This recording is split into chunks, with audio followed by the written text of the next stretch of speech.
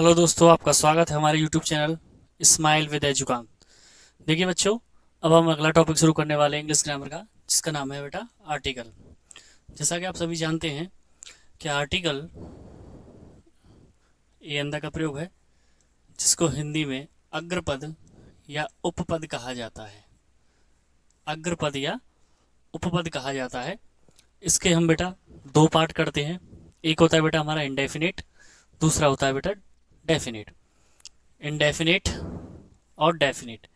Indefinite में बेटा हमारे ए और एन आता है, और डेफिनिट आर्टिकल में द आता है।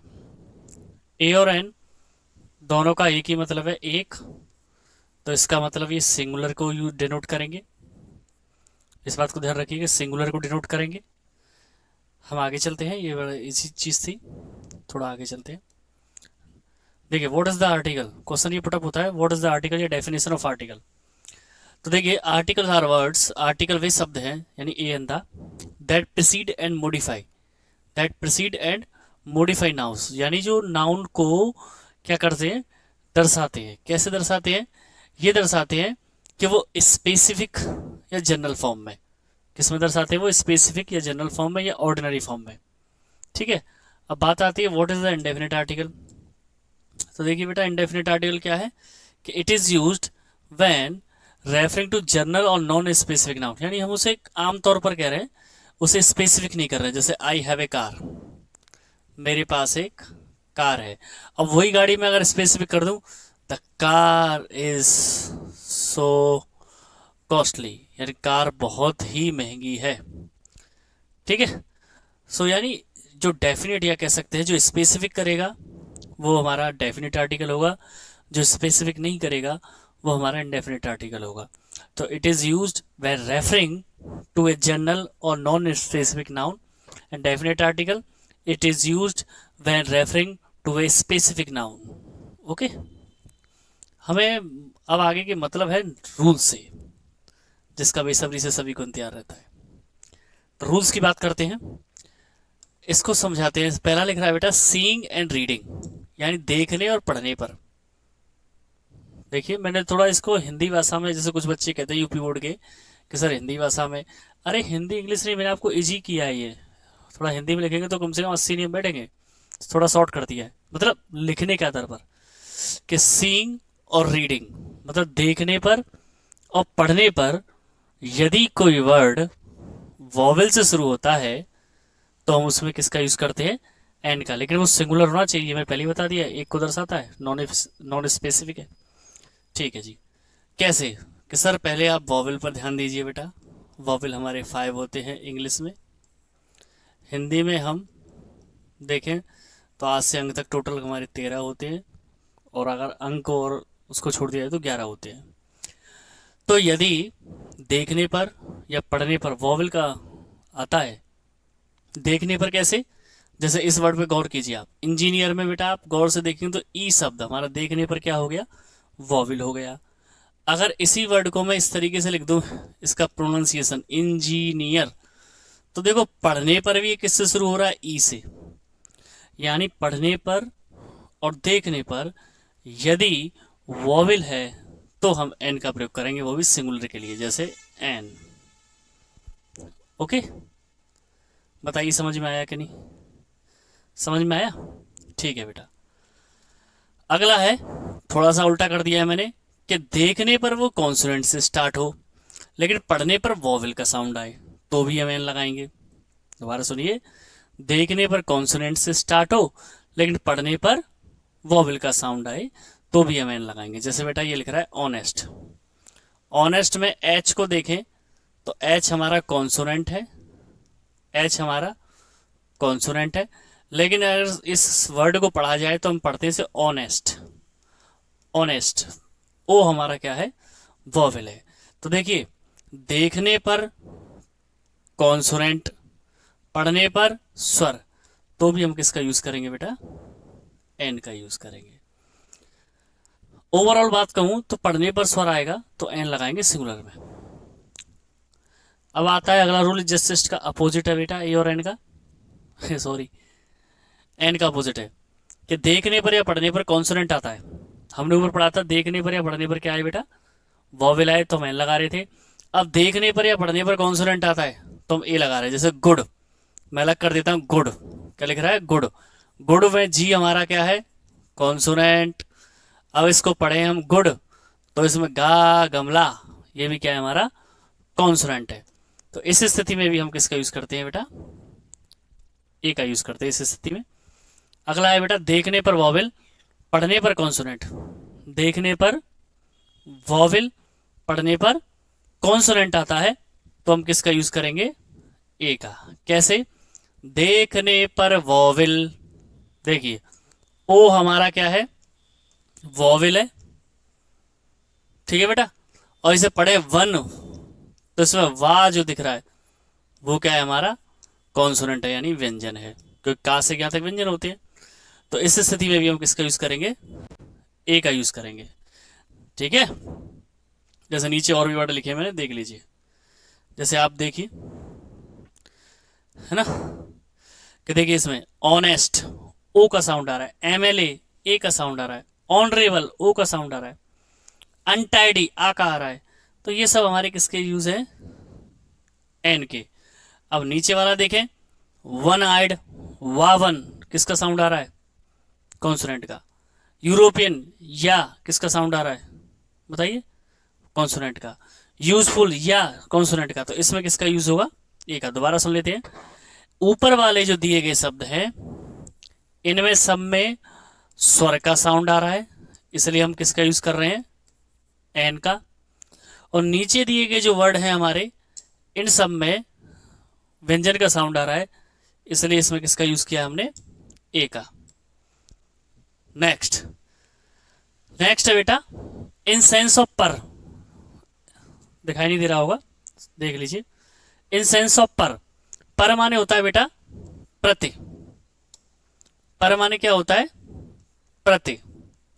पर माने क्या होता है, प्रति।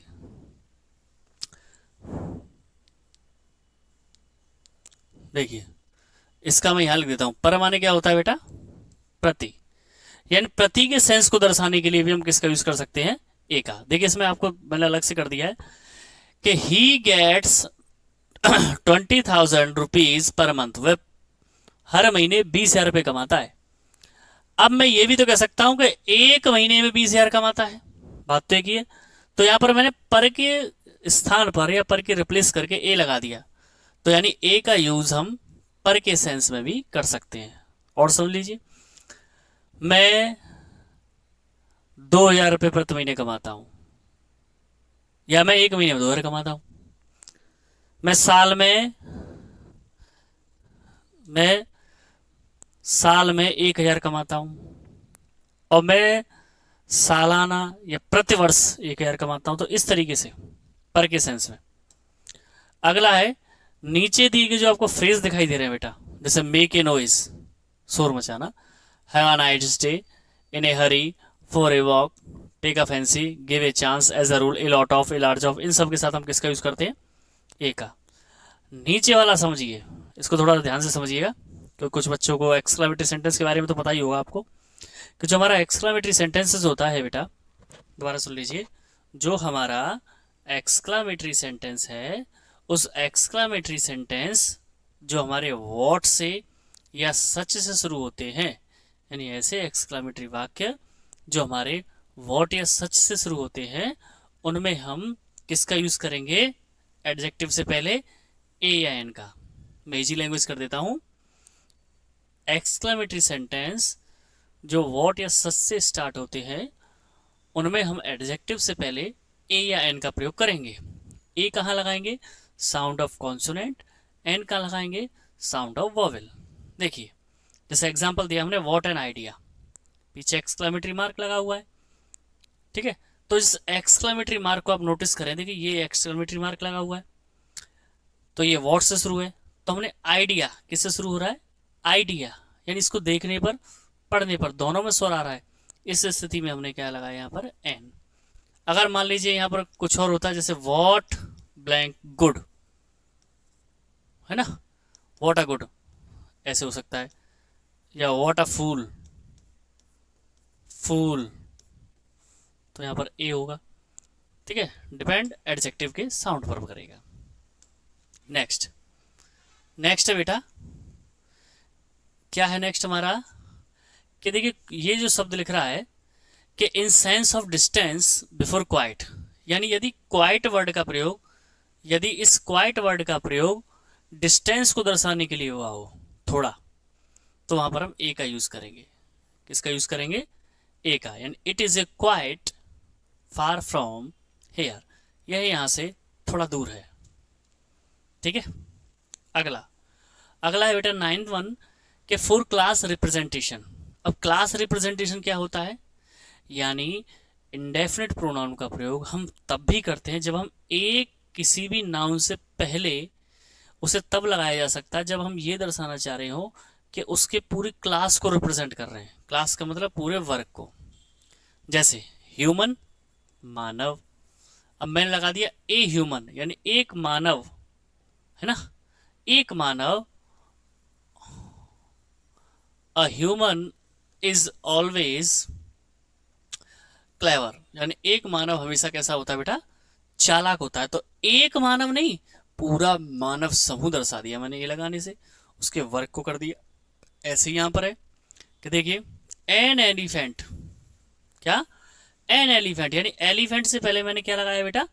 एन लगाया। एलिफेंट से पहले क्या लगाया बेटा? मैंने एन लगाया। यानी एक हाथी नहीं, हाथियों को जितने भी हाथी हैं उस सब में सब हाथी ये हुज एनिमल कैसे होते बेटा? विशाल। यानी एलिफेंट से पहले एन लगाने का सेंस ये था कि मैं ये बताना चाह रहा हूं कि एलिफेंट अकेला एक ही एलिफेंट नहीं, यानी एलिफेंट जितने भी हैं उनका शरीर या उनका आकार कैसा होता है? विशाल होता है। ये कहलाता है क्लास रिप्रेजेंटेशन। अगला, when we use verb as a noun in sentence, यानी जब हम वर्ब का प्रयोग नाउन के रूप में करते हैं। वर्ब का प्रयोग नाउन के रूप में, इसको समझिए। वह गई, ठीक है साहब, कहाँ गई? अब वॉक माने टहलना, वर्ब भी होता है और एक टहलना नाउन भी होता है, जो हम टहलते हैं पार्क में, वॉकिंग कर रहे हैं। तो यानी हमने नाउन के रूप में वर्ब का प्रयोग किया है, तो इससे पहले भी हमने क्या लगा दिया? ए या एन लगा दिया। बताइए समझ में आ गया होगा, है ना? हाँ बिल्कुल, जैसे मेक ए नॉइज होता है, नॉइज इसमें नाउन है तो हमने लगा दिया ए। अभी फ्रेज पढ़े थे, ऐसे गो फॉर ए वॉक भी पढ़ा था हमने, तो वॉक यहाँ पर नाउन है, वर्ब नहीं है। इसलिए हम यानी जब वर्ब का प्रयोग नाउन के रूप में किया जाता है तो भी हम किसका यूज करते हैं?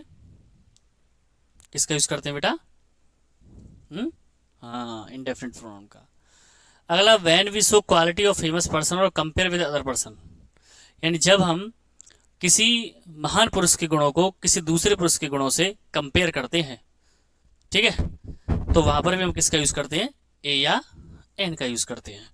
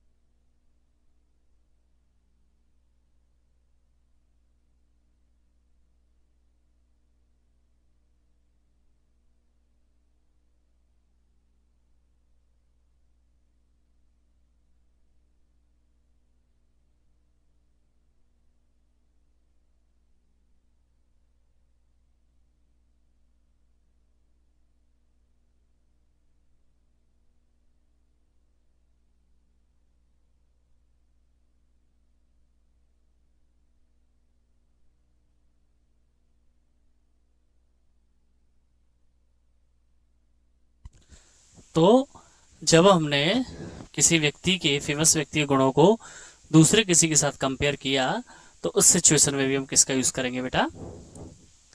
ए या एन का। किसका यूज करेंगे? ए या एन का यूज करेंगे बेटा। किसका यूज करेंगे? ए या एन का। एग्जाम्पल से समझिए, मैं यहां लिख देता हूं कि ही, जैसे मोहन, मान लो मोहन नाम का कोई लड़का है, इज ब्लैंक गांधी, यानी मोहन गांधी है। अरे नहीं, मोहन की जगह राम लिखता हूँ, फिर तो आप मोहन ही कहेंगे तो सही बात है, मोहन ही तो गांधी था। मोहन इज गांधी, गांधी जी। अब मैंने यहां पर क्या लिखा बेटा, ए। इससे क्या बताना चाह रहा हूं कि राम इज अ गांधी जी, मतलब राम में गांधी जी जैसे गुण है। तो जब हम किसी पर्सन की, दोबारा सुन लीजिए, जब हम किसी पर्सन की किसी दूसरे व्यक्ति से तुलना करते हैं, राम इज अ गांधी, मतलब राम गांधी जी के समान है, तो उस कंडीशन में हम किसका यूज करते हैं, ए या एन का यूज करते हैं। ओके बेटा जी, चलिए नेक्स्ट पढ़ते हैं। देखिए 12वां हमारा 12 नंबर का रूल जो है वो क्या कह रहा है समझिए, कि बिफोर, देखिए ध्यान से देखिएगा, before signature of unknown person, before signature of unknown person, यानी ऐसे नहीं समझ में आएगा, यानी यदि सिग्नेचर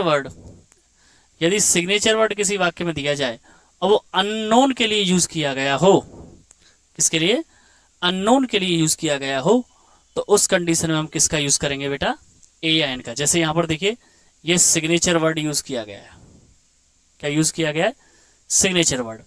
आगे देखिए हु इज नॉट नोन, जिसे जानता नहीं है, रवि का सिग्नेचर लेकिन जानता नहीं, तो इस कंडीशन में हमने किसका यूज किया है, ए का।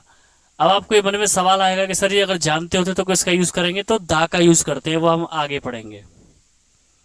ठीक है बेटा जी, अब आगे समझते हैं। आगे कह रहा है हमारा कि indefinite article plus adjective plus noun, यानी यदि किसी वाक्य में एडजेक्टिव हो उसके साथ नाउन दिया गया हो, तो हम एडजेक्टिव से पहले किसका यूज करेंगे, इंडेफिनिट आर्टिकल का, यानी ए और एन का। जैसे ये हमारा एडजेक्टिव है बेटा और ये हमारा नाउन है बेटा, तो आप देखेंगे हम एडजेक्टिव से पहले किसका यूज कर रहे हैं, ए या एन का। अब यहां पर एन क्यों है, क्योंकि साउंड वॉवेल का है। एक और एग्जांपल ले लेते हैं, he is blank good person, यानी वह एक अच्छा व्यक्ति है, तो यहां पर हम किसका यूज करेंगे, ए का। ठीक है जी। नेक्स्ट है हमारा कि सपोज कीजिए एडजेक्टिव से पहले, एडजेक्टिव और नाउन दिए गए तो हम लगा रहे थे क्या बेटा, इंडेफिनिट आर्टिकल ए एन। अगर उससे पहले एडवर्ब भी दिया जाए तो भी हम क्या लगाएंगे, ए या एन का प्रयोग करेंगे। जैसे एडजेक्टिव प्लस नाउन दिया गया है, उससे पहले एक एडवर्ब है, तो उससे पहले भी हमने किसका यूज कर दिया बेटा, ए का यूज कर दिया। अगला है हमारा जैसे बिफोर, यानी पहले, किससे पहले यूज करना है, यदि हाफ या फ्रैक्शन के मोड में कोई शब्द दिया गया है तो हम उसमें हम किसका यूज करेंगे, ए या एन का। जैसे देखिए यहां पर एग्जांपल है ये वाला, 2 and a quarter metre, a quarter metre, यानी जैसे फ्रैक्शन है ये वाला, ठीक है, उसे उसने इंग्लिश में लिख दिया है, तो यहां पर क्वार्टर से पहले, यानी जो चौथा हिस्सा है उससे पहले हमने क्या लगाया है, ए लगाया। तो फ्रैक्शन के मोड में या हाफ लिख रहा हो तो उसमें भी हम किसका यूज करेंगे, ए एन का। जैसे हाफ लिख रहा है यहाँ पर, लेकिन हाफ के बाद मील है, तो हमने उस नाउन से पहले क्या लगा दिया है, ए लगा दिया है, यानी इंडेफिनिट आर्टिकल। अगला ये वर्ड याद रखिएगा बेटा, ये शब्द दिए जाएं और यहाँ पर सिंगुलर काउंटेबल नाउन दिया गया हो, अनकाउंटेबल नहीं, प्लूरल काउंटेबल नाउन नहीं, यानी जिन्हें गिना ना जा सके वो नहीं, या मान लीजिए मैं ये कहूं कि बहुवचन संख्या की बात नहीं हो रही है, बात हो रही है सिंगुलर की, तो सिंगुलर काउंटेबल नाउन दिया गया हो तो हम किसका यूज करेंगे बेटा, इंडेफिनिट आर्टिकल का। जैसे ये मैनी शब्द दिया गया है, देखिए अब मैनी के बाद सिटीजन दिया गया है, सिंगुलर काउंटेबल नाउन है, एक वचन ही है, तो उससे पहले हमने ए या एन का प्रयोग कर दिया। बताइए समझ में आया, ठीक है जी, आशा करता हूँ समझ में आ रहा होगा, कोई भी हो बात होता आप कर सकते हैं। तो हमारा ये टॉपिक यहाँ पर फिनिश होता है, थैंक यू, और आशा करता हूँ आपको समझ में आया होगा। चैनल को लाइक कीजिए, सब्सक्राइब कीजिए, शेयर कीजिए, कमेंट कीजिए। Thank you, stay healthy and stay fit. जय श्री श्याम।